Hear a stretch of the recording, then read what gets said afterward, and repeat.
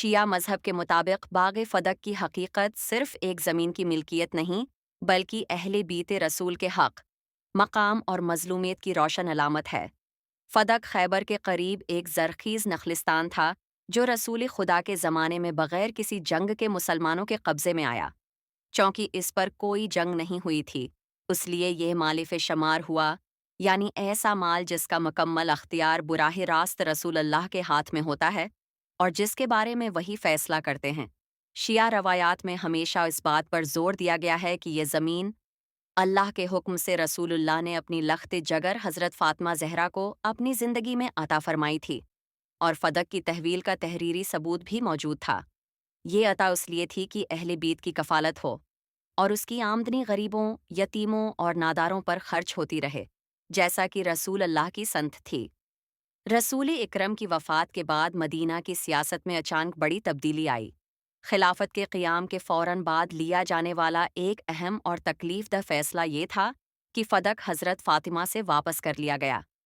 شیعہ نقطہ نظر کے مطابق یہ فیصلہ نہ شرعی تھا نہ اخلاقی، کیونکہ فدق رسول اللہ نے اپنی زندگی میں فاطمہ کو دیا تھا، اور جو چیز مالک اپنی زندگی میں کسی کو دے دے وہ وراثت کے قوانین میں نہیں آتی۔ اہل بیت کے نزدیک فدق سے حاصل ہونے والی آمدنی ذاتی دولت نہیں تھی، بلکہ ہمیشہ محتاجوں اور غریب خاندانوں پر خرچ کی جاتی تھی۔ اس لیے فدق کا واپس لیا جانا ایک ظلم تھا، اور رسول اللہ صلی اللہ علیہ وسلم کی دی ہوئی نامت کی بے ادبی بھی۔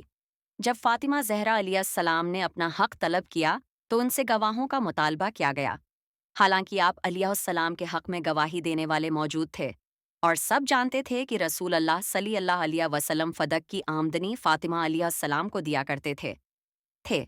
اس موقع پر حضرت فاطمہ مسجد نبوی میں تشریف لے گئیں اور وہ مشہور و معروف خطبہ دیا جسے خطبہ فدق کہا جاتا ہے۔ شیعہ کتب میں لکھا ہے کہ جب آپ مسجد میں داخل ہوئیں تو پوری مسجد پر سکوت طاری ہو گیا، اور آپ نے ایسی فصاحت، علم اور حکمت کے ساتھ گفتگو کی کہ سب حیران رہ گئے۔